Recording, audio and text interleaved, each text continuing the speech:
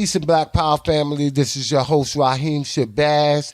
And today we have a special guest in the building on Necessary Blackness podcast. Our special guest is one half of the pillars.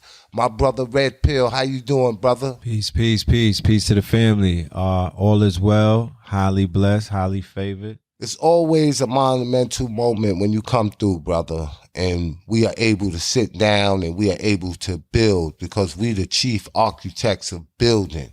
And that's what make us the purveyor of truth and being unapologetic in that truth. So I'm glad you came here to Necessary Blackness podcast to give us the exclusive. I want you to tell everybody about this new initiative that you got. Yes, indeed. This new initiative that we're moving with is entitled the Facts Initiative. And Facts is an acronym for food, art, clothing, technology, and shelter. And it is a solution-based initiative. We actually launched our 2022 version of the Facts Initiative in Richmond, Virginia, just recently in the month of August. And we also went to PG County, Capitol Heights. Shout out to Everlasting Life, Dr. Baruch. And shout out to all of the family in Richmond, Virginia, that we renamed Richmond, Virginia. And this initiative was initially started in 2017. And when I put it together, it was a divine, it was just a download, a series of downloads actually that came together and just showed me a vision of utilizing my network and the net worth of my network and calling out the brothers and sisters in the audience that I found myself talking in front of many, many, many times and whatnot. Mm-hmm. And I walked away asking myself, well, what do? They know who I am, but who are they? I felt robbed after a while because people are tapping into me by watching me through their phones and their TVs and whatnot. But I'm at somewhat of a deficit because here it is that I need resources and I'm looking for a certain type of talent pool and they keep showing up. But the apparatus is not set up to capture the data so we could contact them and figure out who's who and vet our audience, right? Which I call a talent pool. So we began to make a call to the brothers and sisters that were tapping into our platforms or tapping into us through multiple platforms. And we were like, yo, we looking for people that are locked in with the food. And when we talk about food, we're referring to horticulture and agriculture, right? Of course, I want to stop right there. Explain horticulture. Right, horticulture would be anybody that's in the crops of marijuana, hemp, right? Okay. Yeah, plant-based horticulture, and right? Agriculture. Agriculture is the food that we eat and consume, right? Okay. And these are the black farmers. These are the brothers and sisters who actually sell the food, our black owned businesses, plant-based businesses, vegan restaurants, food trucks and things of that nature. And we were even calling out to our brothers and sisters who are like local farmers, so yeah. So we got the food, the arts. The arts encompasses all a humongous genre. So art is the musicians that are amongst us. Art is the videographers and the directors, such as yourself, who make documentaries, film. The medium of film is underneath the banner of art. The arts and the sciences, of course. So we're talking to the digital graphic designers, the comic book artists, the comic book cover artists, the illustrators, 3D artists, laser print artists, tattoo artists, everybody who is gifted with the art of expressing through their hands and whatnot. Those artisans are of much important in any society. So we want to cultivate the artists amongst us and galvanize, just their sheer numbers in order to begin to put them in a more economic freedom, All right. The clothing is the apparel. Oh, go ahead, my brother. No. That's what I was going to get to. The clothing is $1 trillion industry. The clothing is something that we all participate in regardless of our background, You know, regardless of our nationality, regardless of anything, we all wear underwear, hopefully, you know, but we all have undergarments, or we're all clothed in either sneakers, jeans, t-shirts, hoodies, and jackets 365 days of the year, with the opportunity to market to 7 billion people in all at once. Like, the possibilities are endless. The aim for the clothing aspect is to empower brothers and sisters that are out there, especially a lot of the students who have come into this sector, or into this niche market called consciousness, with with lifestyle brands, right? So I started out in 2005, and I started in the streets of Harlem. Started a brand called Kings County, where I was taking the motifs of the ancient great civilizations and whatnot, and I was embossing it on cotton, and doing it in a way to whereas the people who were considered to be swagged out, they was feeling it. You know what I mean? Like, I put something behind it that I was like, because I come from the booster world, and my whole mentality was, I'm not gonna sell it if I wouldn't steal it. So I went from taking the clothes to making the clothes.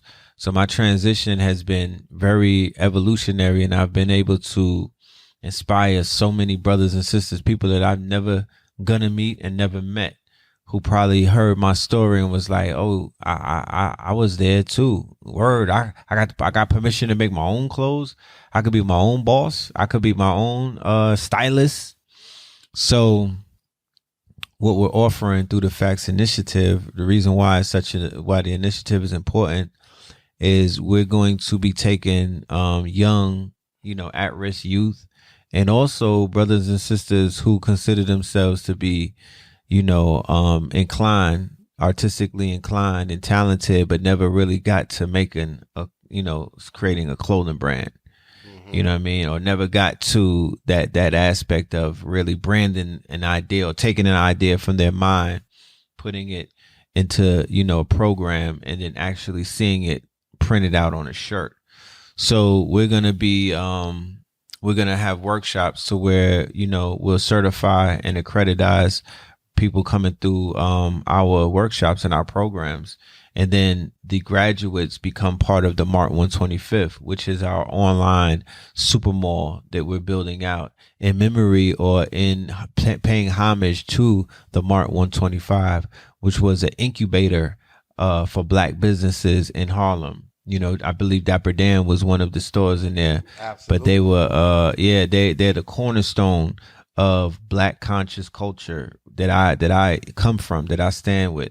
And I stood in front of that store, abandoned, for more than 20 years. You feel me? Across the street from Apollo.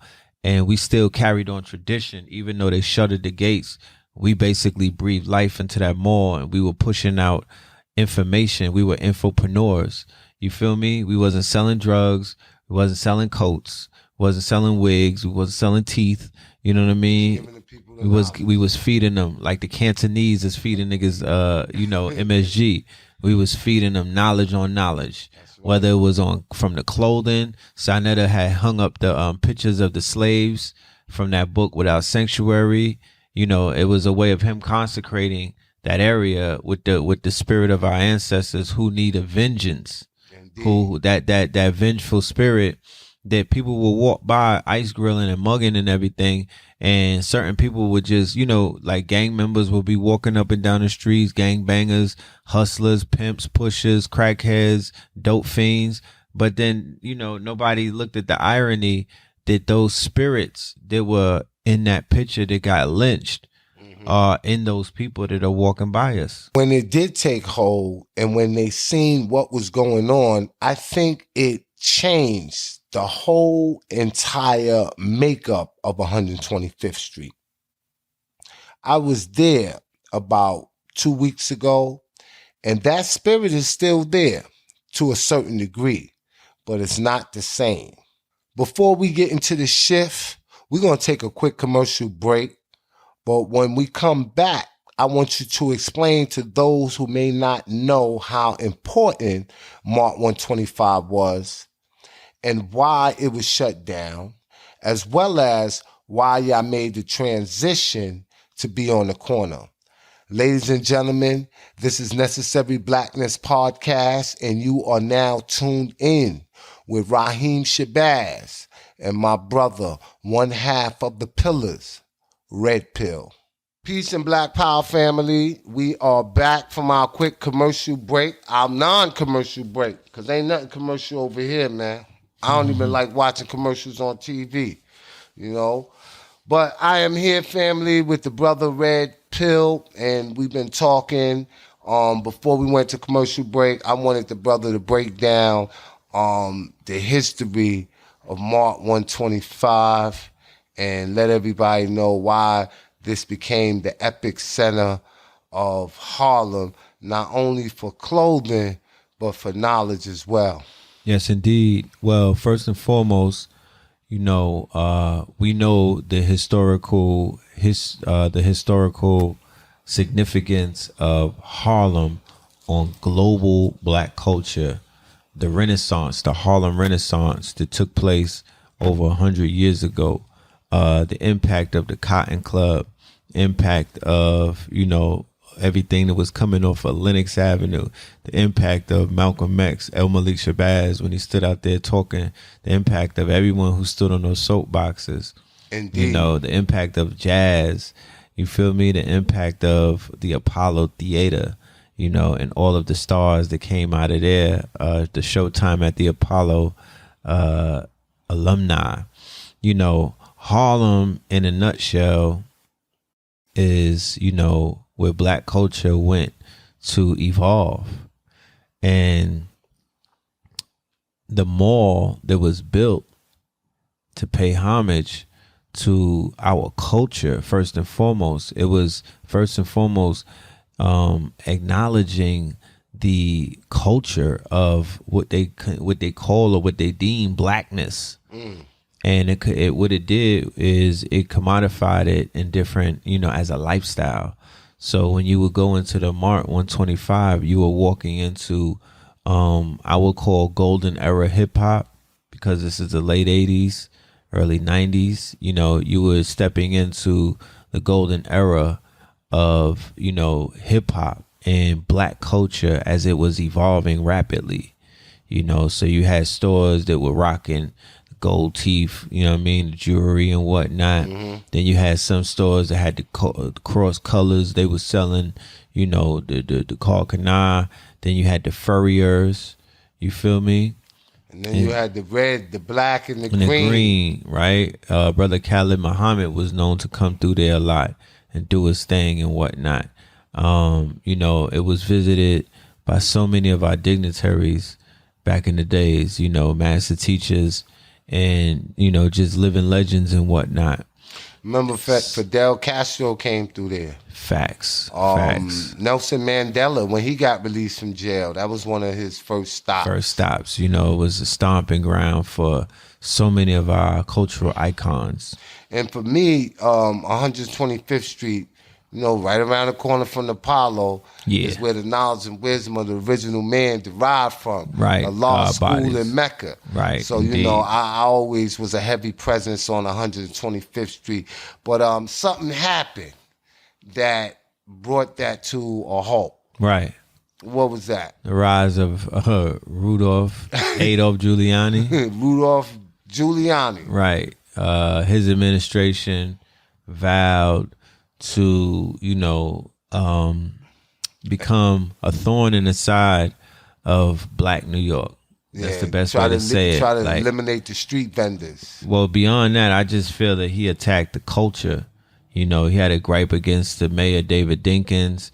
Then when he became mayor, he of Italian descent, right, of heavy Italian descent, invigorated the other Italians in Bensonhurst, Howard Beach, who were already on the quote unquote chopping block it was a lot of tension based off of some murders that took place You're talking in about both of those Yusuf areas. Hawkins, Right. Michael Stewart, Right. So Eleanor Bumper. right. So those areas were they were already on pins and needles.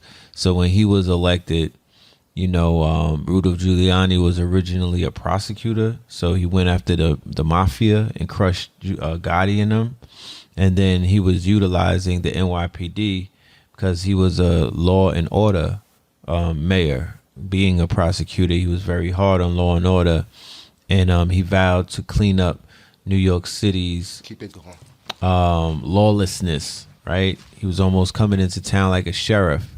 So one of the first places, because of his utter hatred for Al Sharpton, the political jargon that was, going on between those two, he decided that he was going to come to Harlem and shutter the Mart 125th Street and push the vendors out into the streets.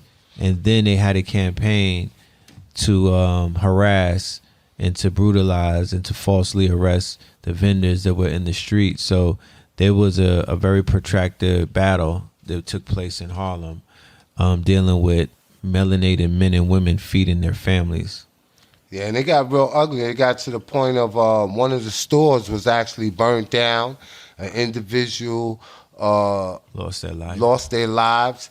And when Khalid Muhammad stepped on the scene, fiery brother, unapologetic, that spoke truth to power, and he did the Million Youth March. Right. That was a big thing, man. This is a historical time, right? These are the records. This is where the root of the conscious community came from. Facts. For those that know and for those that was there. A lot of people, consciousness to them is YouTube University. Right. And some of these new cats that or come TikTok. up. Yeah, TikTok now it's TikTok, But back then, it was nothing to see Khalid Muhammad walking down the street. It was nothing to sit at the foot of our grandmaster teachers, Professor James Small, John Henry Clark, or go to Dr. the Slave Theater and listen to Dr. Amos Wilson, right? Or Maddox. Maddox, yeah. Lawyer. So it was a real peculiar time. It was a time that everybody was engaged in consciousness, and it seemed like that has returned 360. But we dealing with a new era of brothers, right? And you one of those that's leading the way at the forefront. Yeah, rightfully so. We were in the audience when that was taking place back in those days that you just spoke of. We used to be at Usha Institute every weekend right there on Flatbush Avenue and Pacific, which were Dr. Sabi's loft, right there where the Barclays Center is standing right now, exactly where the Jay-Z Rockefeller store is at. That's where his loft was. See, they standing on sacred ground, Of course they are. The Usha Herbal Institute. And we were groomed. We were being groomed at a very young age. We sat at the feet of the master teacher, literally sat at the feet because Sabi was barefoot most of the time. And, Mama Pill and other of these masters who came along. Believe you me, there's so many there's so many unsung names that I was exposed to just being around Dr. Sabi in those earlier days. So many giants, of all backgrounds and ways of life. And I just had a vision. Me and my brother and my contemporaries, we shared visions. I remember being in the hood in the 90s smoking weed with the seeds in it, shit popping. And we talking about days like this, just visualizing during one of those wake and bake sessions. Visualizing the realism of life. Visualizing the realism. What would this shit really be like if it was a whole bunch of us? And we laughing that's crazy. So now we here. We put in a lot of work, and this was not done overnight. You know what I mean? Mm-hmm. It was a lot of heavy lifting. You know, a lot of clearing of the rubbish and the shrubbage. You know what I mean? A lot of sleepless nights. We sacrificed a lot. We put a lot on the line and whatnot. So to see where it's at today, you know, the good and the bad of it, you feel me? Because it's always going to be chaotic until there's some definitive order. Yeah, I think the order's in place because a lot of people, you could correct me if I'm wrong, that started out with you are not here today. It's still that's true. However, it's not the order is still being developed. Right. I would say that there's enough order to sit down people who don't need to be on them stages. You know what I mean? Yeah. There's enough order this present, this representing a checks and balances, right? Mm-hmm. There's enough order to whereas there's a level of regulation, because I remember where it was deregulated and there was no order and nobody was answering to anyone. So, you know, what I know from being here for this amount of time is that the ancestors definitely have a way of, you know, moving shit around when it needs to be moved. Yeah. Yeah. You gotta clear the path. They clear it. You gotta cut the grass and reveal who the snakes are. They come, you know, like how my grass is growing on my lawn. Sometimes the grass will get a little bit long, but lo and behold, here the ancestors come with a Mexican and they gonna cut that lawn. Yeah. And then everything gets exposed. So they've been consistent. I must say. That's right.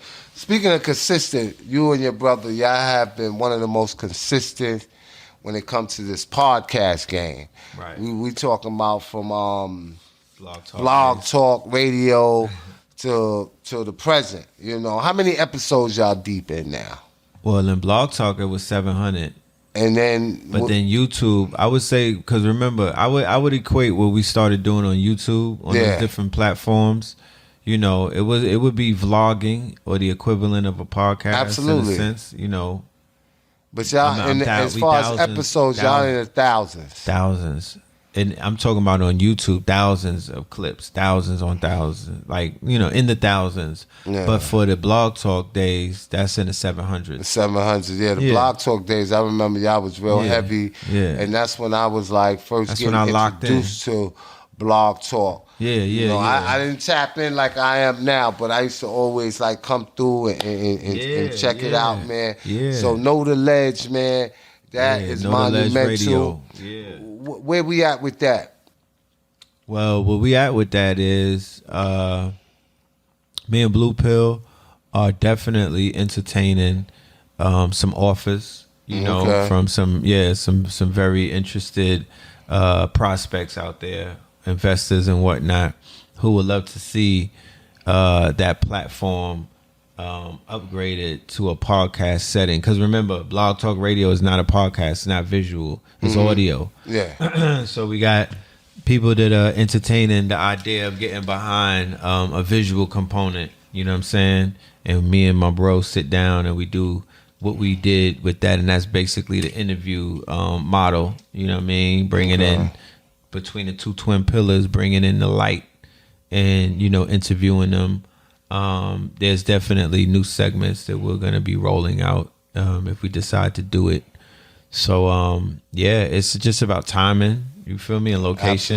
Absolutely. You know, Blue had an appointment on the West Coast months ago, and he decided to kind of pause that and stayed in the South with us. So we're going to make the most out of the time that we have. And you know, if the future, if everything works out, if the numbers is right, then we will be returning to a screen near you with Know the Ledge Radio. Speaking of a screen near you, now y'all did, I think it was like almost a tour, right? The Fear of a Blackamoor. Fear of a Blackamoor Messiah. Yeah. Fear of a Blackamoor Messiah. Let our people know what that whole concept and idea was about. Yeah, thank you for that. I kicked it off in October the 10th. It was 10/10/2016, right before Trump got in office. Okay. And everybody was thinking that Hillary was going to win. But based off of some of the research that I was doing at the time, I was like, that's not finna happen. Mm-hmm. And what I also came across was the fact that, a lot of our people were kind of like they were in the dark when it came to what was happening to the populace, what was going on with the police terrorism, most importantly, and what was going on with the homeland terroristic acts of individuals such as Dylan Roof and a few other people, and our people who are not educated by brothers such as yourself, the Tariq Nasheeds of the world. They weren't tapped into the House of Consciousness. They were not on the wave of learning about the open enemy and even about themselves. They got caught up in what I call the Trayvon Factor. And that was something that took place in 2012 that basically swept our people into this new social justice warrior mind state. And it was the beginning of what is known as the woke movement. And it was also the beginning of COINTELPRO 2.0 by way of these quote unquote government sponsored NGOs, the Soros sponsored organizations. These, Black Lives Matter. Right, these agendas coming in from different angles and whatnot, the alphabet agenda, the rainbow agenda, all of these things. This was a new level of propaganda that the people were not ready for. It was a level of pushback, in my humble opinion, to a lot of stuff that was being exposed. Like the Moors were kind of like tearing the veils back when they were putting up videos on YouTube of how to shut the police down, how to put the lien on the judges and whatnot. They were squatting, they were taking houses, they were driving without without these people's licenses and shit. And the blowback to me was that was the police executions, right? The fact that they started putting the snuff films out and they was murking our people on film. Then there was another level of blowback, and that was coming from the homeland terrorism, and that kind of came before the police, and that was basically these what they call lone wolves, which were basically part of these cells, these sleeper cells, They were forming on 4chan, the dark web, and other places in private, and then basically pushing one person out there to be the legend. And that's what happened. That's all they was doing. Yeah, they was just lionizing themselves. And that's what happened with the situation in Buffalo at the supermarket. Of course, it repeated. So, Fear of a Black and More Messiah was my attempt to explain, basically, to pick up where Dr. Frances Cress Wilson left off, in a sense, because that's really what I was honoring her research about the quote unquote replacement theory that they start talking about recently, to point that there is a protracted effort by the powers that be to suppress the messianic ones, right, the messiahs amongst us. And when I broke down the meaning of a messiah, people that were still caught up in a religious mind state were automatically shifted to a Jesus-like figure, or a Jesus that they were taught like figure, what I mean? Like it could be somebody that couldn't curse. He couldn't be in the hood. He couldn't be in the trenches. Nah. He couldn't have face tats. I'm just saying, like they thought Messiah meant when you Poindexter. J. Edgar Hoover, when he said he wanted to stop the rise of a black Messiah, he was talking about Fred Hampton. He was talking about Malcolm keep in mind, X. Right? The youth don't get that lesson. They were not hip to none of that. That's why you giving it to them. That's right. That's why we here for that, because a whole new generation learned those lessons. They had no idea who Gay Edgar Hoover was and everything. What you called him? Gay Edgar Hoover. He said Gay Edgar Boardwalk Hoover. Empire on HBO is one of my favorite all-time series. They was going in. They had the episode where they called out Garvey. He said it on film that he was the biggest threat to national security. They had a figure in there named Dr. Valentine Narcisse, played by Jeffrey Wright.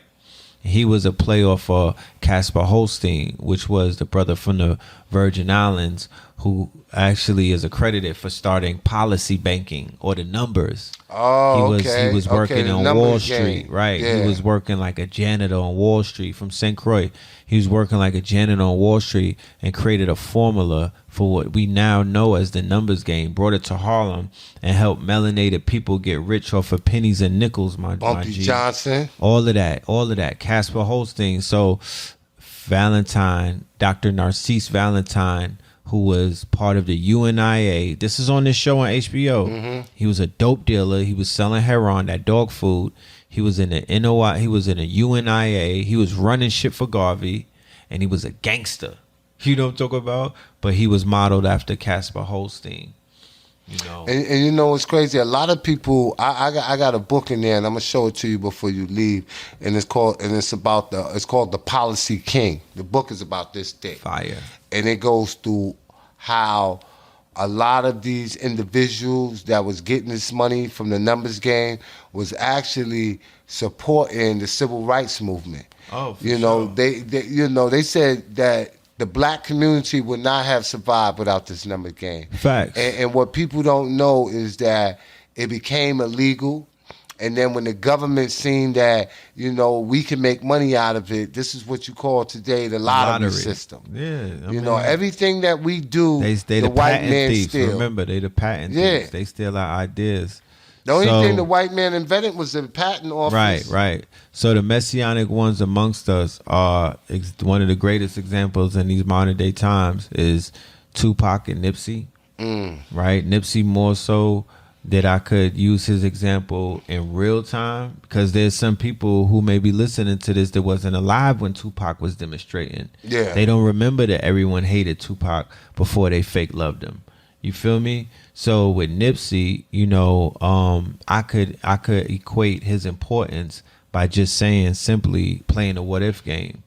Well, I'll show you that Nipsey was the Messiah, because what if Nipsey was alive when you niggas was getting your PPP checks and while you was on lockdown with all of that unemployed money? He taught y'all how to level up. He would have had all you niggas right. And not running from the feds right now or doing fucking pull-ups on your eye on FaceTime trying to, yo, I'm in the yard. Man, okay.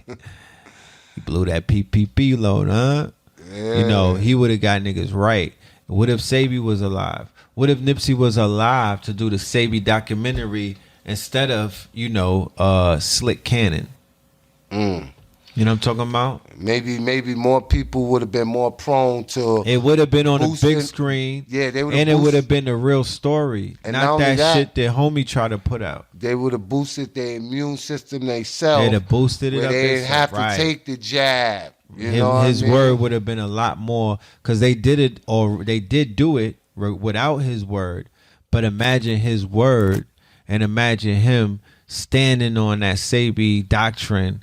Like how he stand on the rolling 60s type doctrine. So right. So that's just to show you. Now, what's going on? You said Slick Cannon, you know. I don't know. I have no idea. I shot for that documentary. And it never came to light. Nah. But when I saw the trailer, I already knew it was sabotage from the gate, because he had a whole cast of actors in there that didn't even have anything to do with Dr. Sabi. So it started becoming about his journey. No offense to it, but that's not what Nipsey signed up for, and that's not what it was initially about, fam. That ain't what you signed up for. That ain't what you signed up for. So, you know, once again, you know, some people fail the initiation of the ego grossly in front of our people. When I saw that them people tried him and he folded like that, knowing the spirit of a Dr. Sabi and what he stood for, he maneuvered to make that shit. Don't attach your name to me. That's how Sabi will work it from the astral realm. Yeah. Like, I'll sabotage this whole shit, because you're not finna run and make a mockery out of my legacy because it's so rich. Yeah. You feel me? You trying to tether yourself to me. You can't tether your story to mine. You don't even know me. He didn't even meet him. Homie never even broke bread with some of his closest families. I'm just saying, like, we live in these days and times of necromancy where they'll sleep with the cadaver, but they won't deal with the living relatives. They won't deal with the people that with his bloodline. And you feel me? They won't deal with his progeny. They won't put them in a good position. They won't advertise and market them, but they'll eat off of the dry bones of in the valley, bro. But you know what? Vulture culture right in our face, and we and people think that, you know, you dealing with people that's supposed to have their third eyes, and they looking through different eyes. They could see the BS. Yeah, but you know, it ain't gonna come to light, man. Them small hats already shut him down, and then he is operating from a weak position. And Right. I knew it was a rap, man, when he went on that apology tour. You know, I was like, damn, how many times you gonna say sorry, man? Man, You know I what I never mean? seen a nigga touch his toes that many times. And this is what it's about, man, being unapologetically black, man. You know what I mean? You got to take that on the chin, man, whether it's a financial loss, you know, but as long as you come out on the other side, man, and your manhood is intact, man, you're a winner. You ain't taking no L's, man. Yeah. But listen, we're gonna go to another commercial break. Yeah. I want, when we come back, right, I want you to tell me about the mall. Right, The Mart. The initiative that you are putting forth. I also want you to. I know you got some samples of some of that drip. Some of that cosmic drippington. Yeah. Cosmic Drippleton. Okay. Yeah. So when we come back, we're going to get into all of that. Make sure y'all stay tuned, man. This is Raheem Shabazz. You are now tuned into Necessary Blackness podcast. And I'm here with my brother Red Pill, man. Brr. Ladies and gentlemen, we are back from our quick commercial break. And for those that are just joining us, you are tuned in to Necessary Blackness podcast. And I am here with my brother Red Pill. Peace. And before we get into the Mart 125, right? You dropped a lot of history about Harlem, right? And for those that don't know you, the first thing they're going to say is, yo, he from hustling Harlem. A lot of people probably think you from Harlem, but you from Brooklyn. Yeah. So tell us, man, about your transition from Brooklyn to Harlem, because most Brooklyn cats, man, they stay in Brooklyn. Yeah, you know? definitely. And when they come to Harlem, you know, it's mostly to raise a little ruckus. So how do you make that transition from being a Brooklyn cat, man, to always being uptown in Harlem? Well, one of the most interesting things was, I think I got in at the right time. You know, it was like 2005, right after 9/11, and after 9/11, a lot of things that New York, or a lot of the old laws and rules and, you know, mandates, it went down with those towers. Like, I remember there was a day and time where you rarely would meet anybody from out of town in New York. You know what I mean?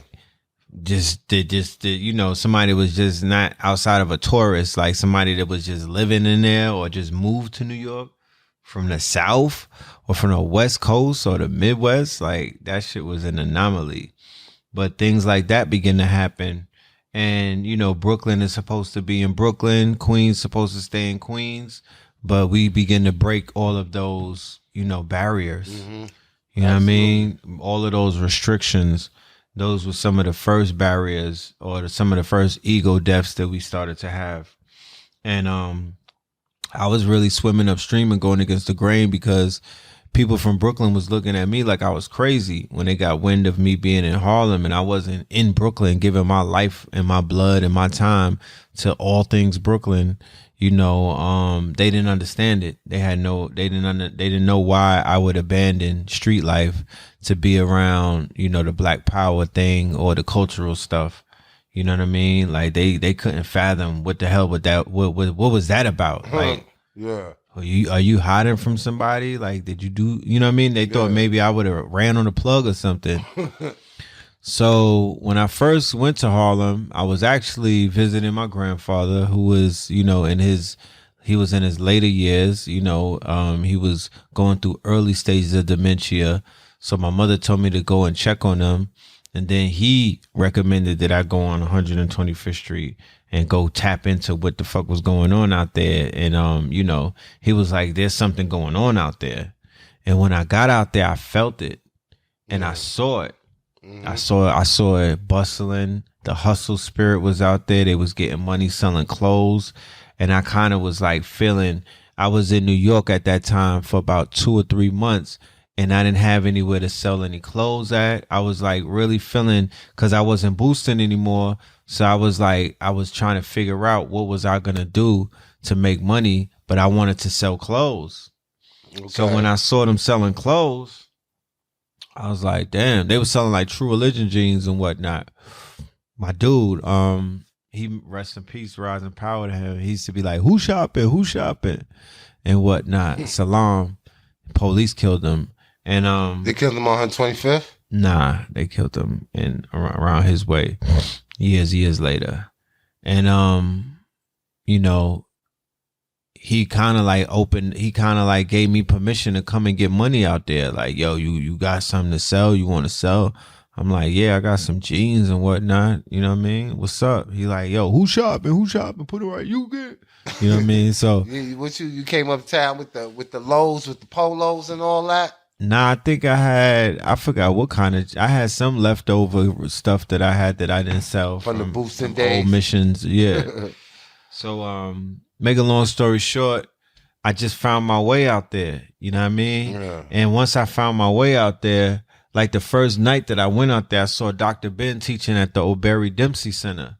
So once I found my way, I chilled with my grandfather for about a week and whatnot. And I went out there every day. And then once I just found my way in, I found a slot to fit in. It was over from there because, and as they say, the rest is history. Because I started learning, like, hands-on. Because prior to that, I'm going to lectures, I'm reading books and shit, you know. But I'm not tapped in. You feel me? Like, my everyday life wasn't it. You feel me? So I was exposed to that shit being in my face, and it became just part of my everyday waking life. Like, consciousness became my life. Is it safe to say that you developing this newfound love for consciousness, that was the saving grace for you at that particular time in your life to keep you away from the streets? Yeah, because I had just hit 30. And I went through the midlife crisis thing and everything. I was like bombarded in the crib eating peanut butter, watching mad videos. And I saw a video called The Anatomy of Dr. Phil Valentine. And in that video, he pointed to a brother named Sinetta and was like, this brother is, you know, he's going to be carrying my inventory, my catalog. He's in Harlem, you know, go and see him. And at that time, that was my master teacher. Yeah. So whatever, you know, so he kind of co-signed Harlem, and that kind of did it for me as well.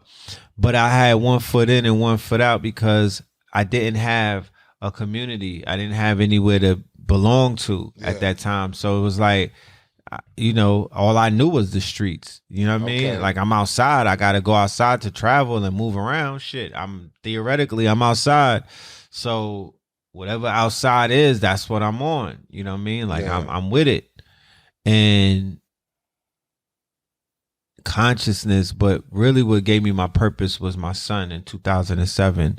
The millisecond, they call it a Kairos moment. It's an actual feeling where time freezes and you have this eureka moment. And it usually takes place either in childbirth or near death. And I saw him coming into this. I saw him breathe his first breath, and it all made sense at that point. Purpose. Like, that's the end of the street. It was just it really was. It just was purpose. Yeah. Like, wow, there's a purpose bigger than me now. Like, I got something to live for. Like, there's something more important than me taking place right now. Like, and I could put on for somebody else. I was putting on for myself. Yeah. Even with the learning, and I was just impressing myself. My girl wasn't impressed. That wasn't really what she was on like that. It wasn't really connecting with her. You feel me? Like, she was all right with it. It wasn't like it was making me rich. Yeah. She was kind of like, damn, when I met you, you was really on it, right? I met her in Vegas, and I was on. So she was like, damn, you kind of like, you on your monk shit right now. Because during that time, I was doing without. I was doing without. I was going through, everybody I know goes through that, where you go through a level of what the Buddha went through. How I'm going to find out that money is fiat and it's fake, and I'm going to be attracted, and I'm bringing more of it into me? That's a fucking oxymoron. I'm repelling it. Yeah. I'm like, I don't need it.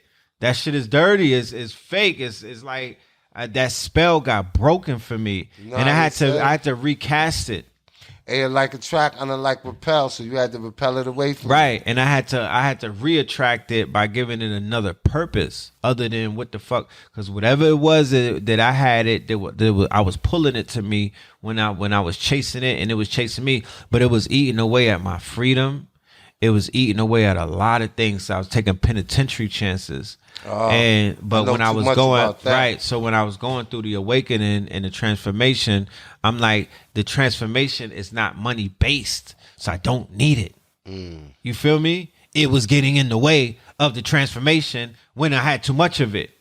So you had to find your purpose. And speaking of your purpose, let's get to the purpose of the Mart 125. Yeah.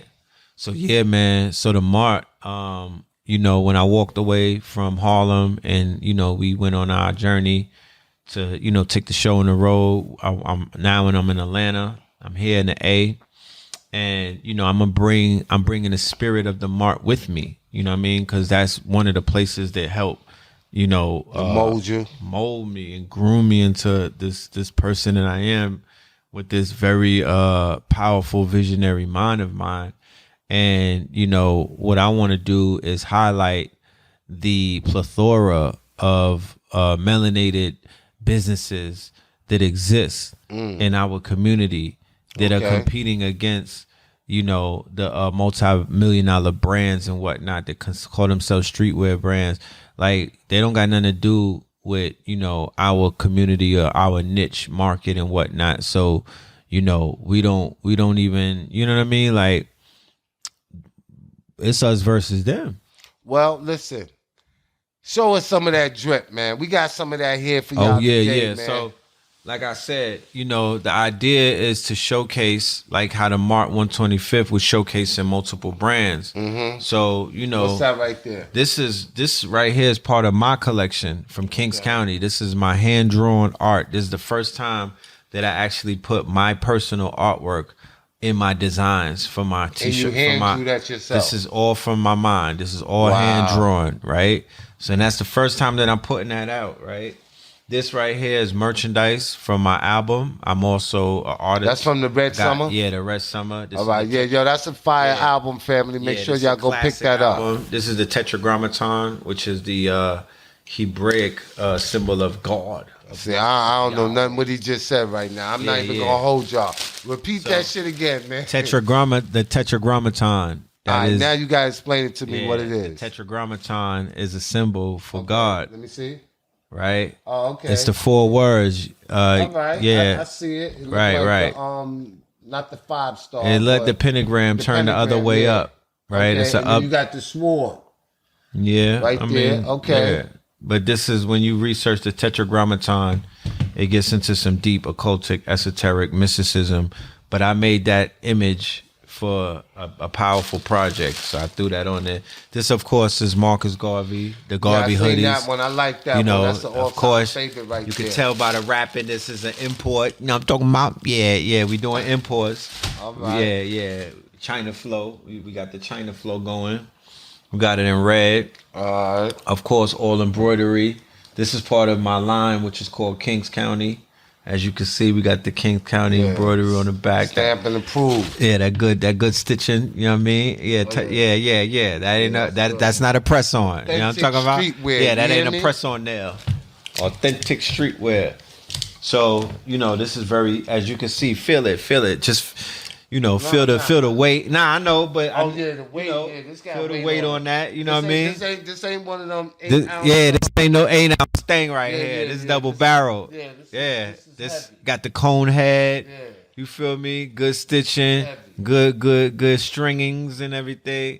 You know, that's them hoodies that shorties be wearing. They call the boyfriend hoodies and all of that. Yeah. That's the hoodie she go home in the Uber in. And you never see it again. Never. Right? More of the merch, because like I said, merch sells more than albums these days. So we're gonna be highlighting some of our legends, our dignitaries. All right, Tetragrammaton. There you See, go, man, my you learn brother. something new every day, man. See, I know a lot of y'all think, you know, And I'm the smartest one. You got in the that building, album?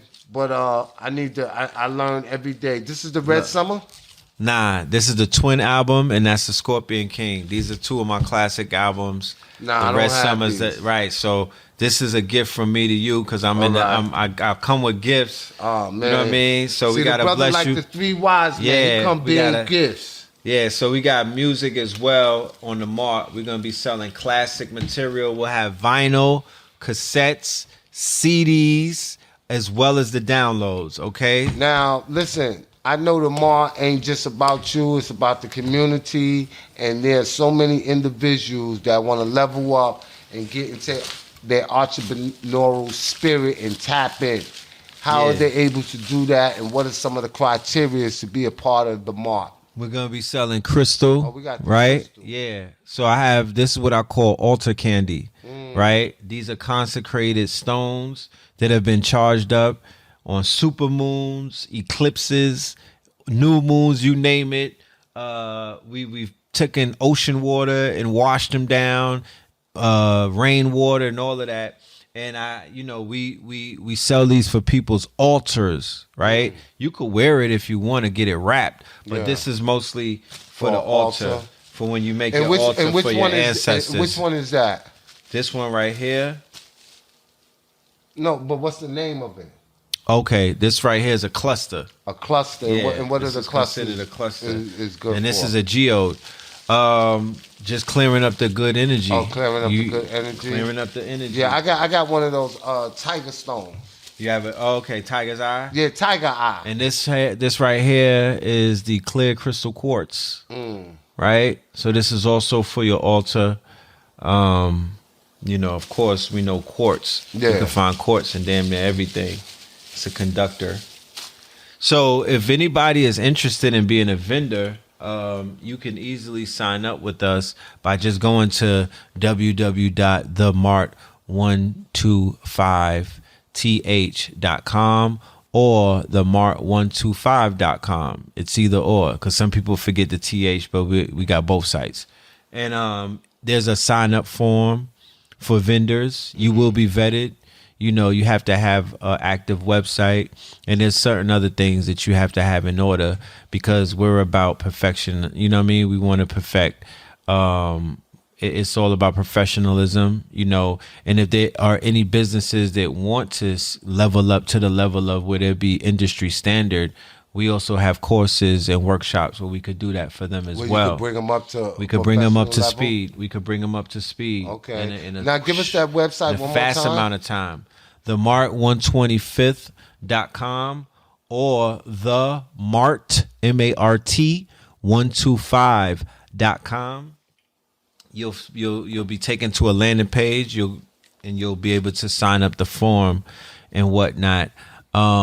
If you go on the page, you see actual merchandise and things on the page. There will be an option on the top right that says for vendors, and you could click on that and you could send in your form.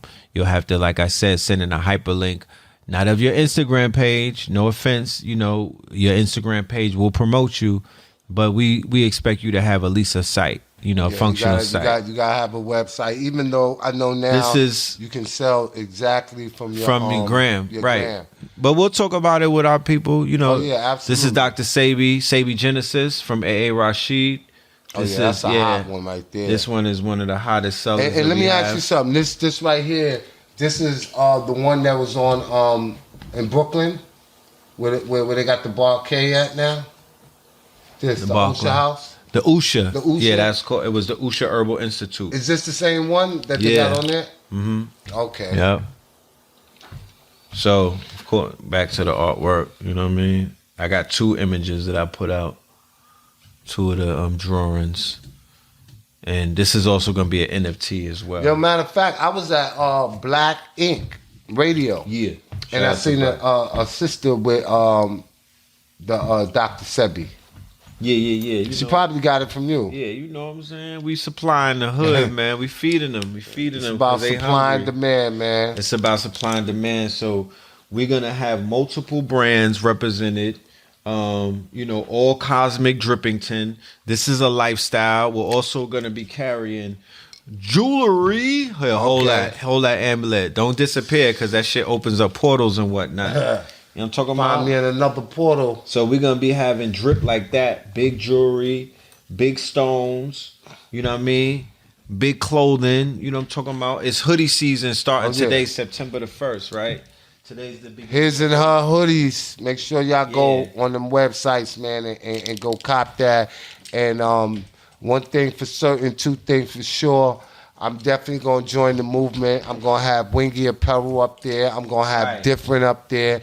And I got some other great thoughts and ideas that I refuse to prematurely share with y'all at this time. Right. But best believe and know that it's coming, man. Right. So one of the caveats of the Facts Initiative, right, that we were speaking about earlier, the Mart 125th is under the umbrella of the Facts Initiative. Mm-hmm. The Mart 125th exists to highlight and to showcase as a marketplace the talent that we're picking up as we go on tour on the Facts Initiative. Okay. So I just went on tour to Richmond, Virginia, into PG County, and I picked up 3 accounts of clothing from the acronym of FACTS: Food, Art, Clothing, Technology, Shelter.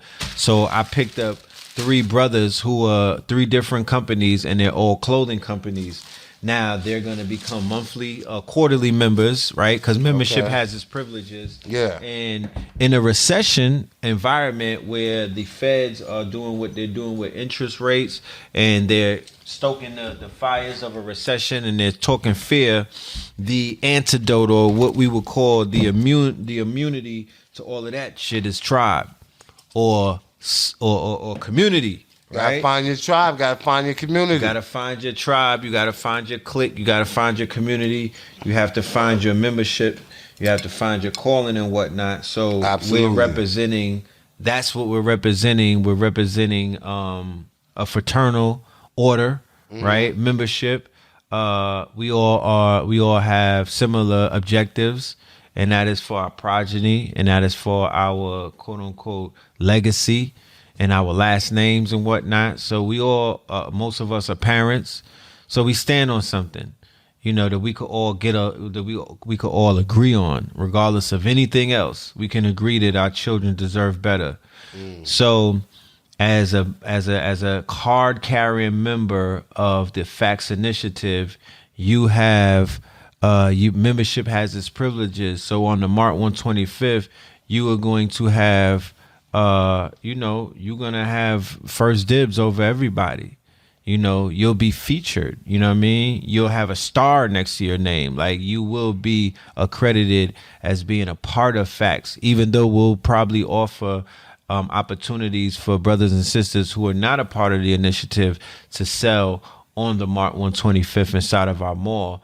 But it's preferred for our network mostly. So you better get involved and be a part of that network, so you can get those perks, you can get those privilege, and you can level up, man, and upscale your business to a level of professionalism. And listen, man, nobody has all the answers. Some of y'all are novice. Some of y'all are greener than a pool table and twice as green and don't know this apparel game.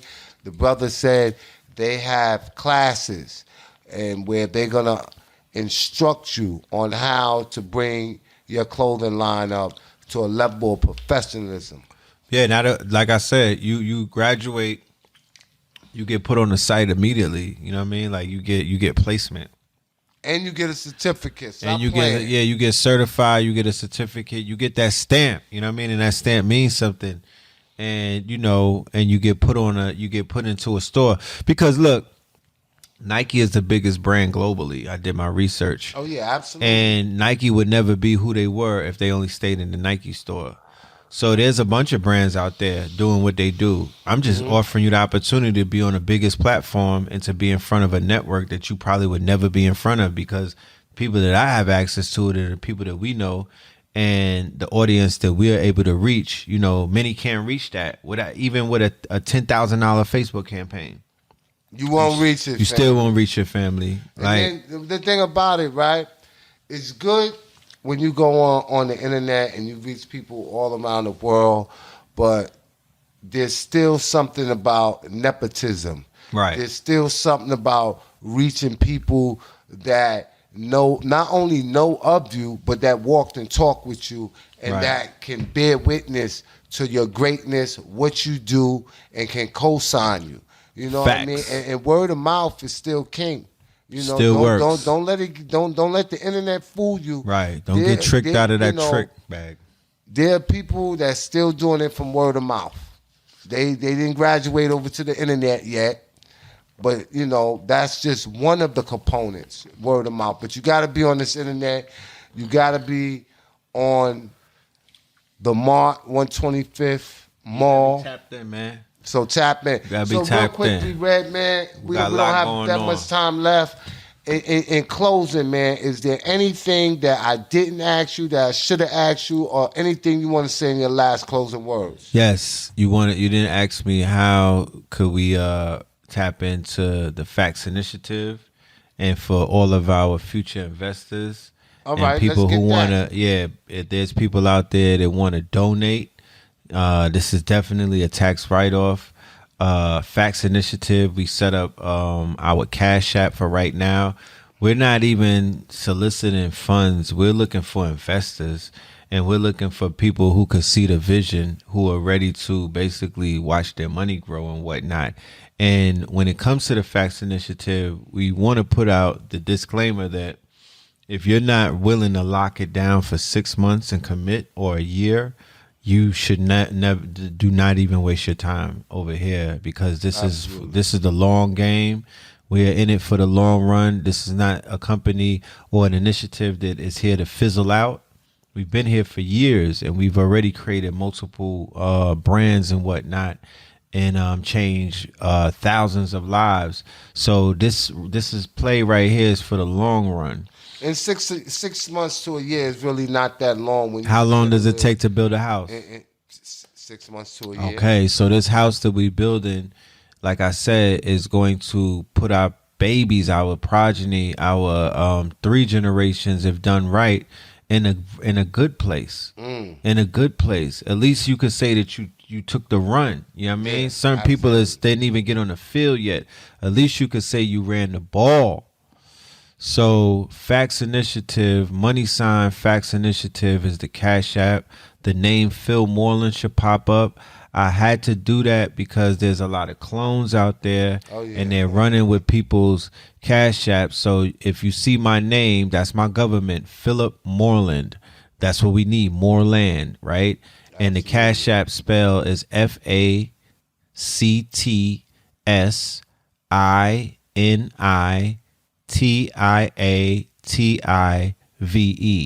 Facts Initiative, &. So you heard it right here first on Necessary Blackness podcast. And I didn't finish. He said he's gonna give y'all the ball.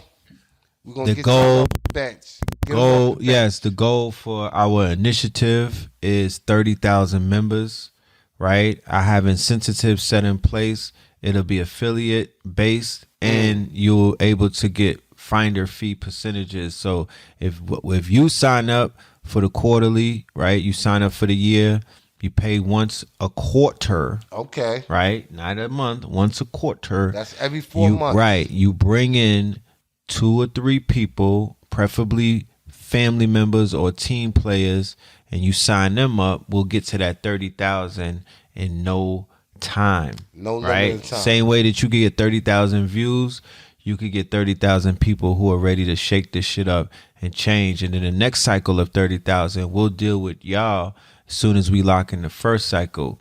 30,000 at a $20 investment, a $20 weekly investment, which would turn into a monthly, which would turn into a weekly, which would turn into a daily.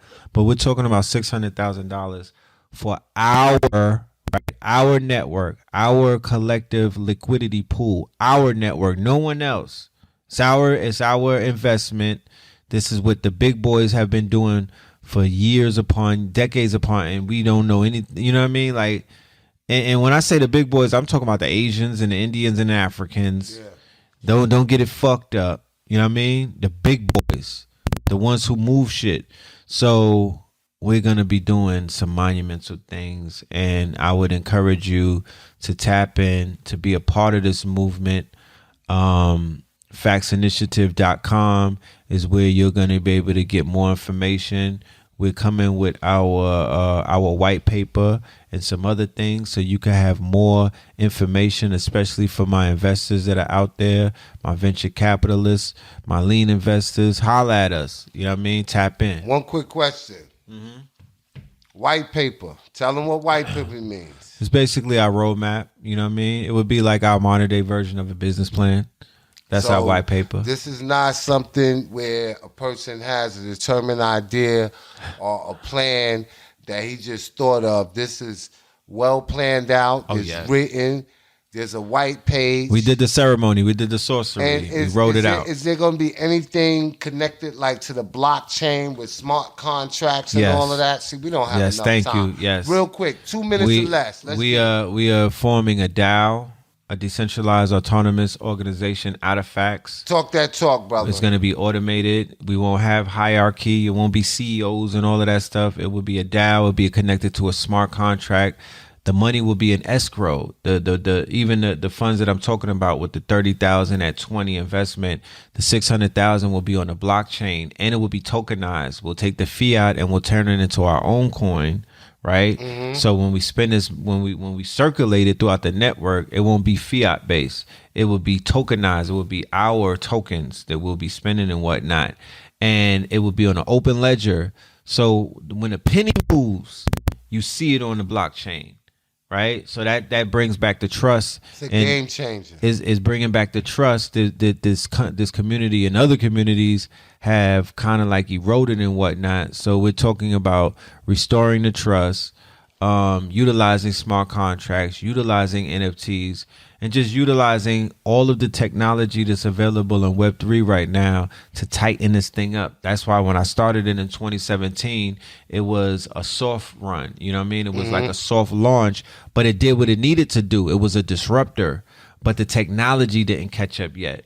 But now in 2022 is ripe to where the technology has caught up to the vision and the idea. So we married it, and now we're campaigning and we're on the road. North Carolina, South Carolina, October. Talk Black to Me. Look out for us. We pulling up. We out here. You know what I'm talking about? And we coming with gifts. You know what I mean? Shout out to Sauce Guard, Survey. We got a whole anthem for the facts anthem. Shout out to my good brothers. In VA, shout out to my peoples in DC, DMV, VMD, you know what I mean? But NCSC, we on your we pulling up, we knocking on your door. We on your bumper. Real quickly. Global tour. We going to Hawaii, Africa, UK. Let's go. For those that don't know, and this is in layman term, I know it was a lot for y'all to digest. But when he's talking about a smart contract, right, that means once the deal is solidified, right, it can go for as long as you contracted for, whether he wants to or he don't want to, or someone else wants to or someone else don't want to. Whatever's laid down is the law, and it has to be followed on this contract. Not only that, the guidelines for how long the contract is, whether you get a percentage into perpetuity or not, it's just certain things that you can put in there to make sure that your money is secure. So this takes out the trust factor. You know, Marcus Garvey always said that we are a people that's cursed by our petty differences, right?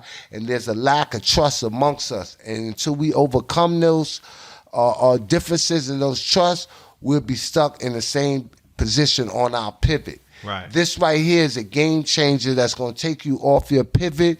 So family, make sure you do your research about what this blockchain is, how you can benefit from it. And then holla at the Mart, man. This is Raheem Shabazz, and we out, man. We out. Peace.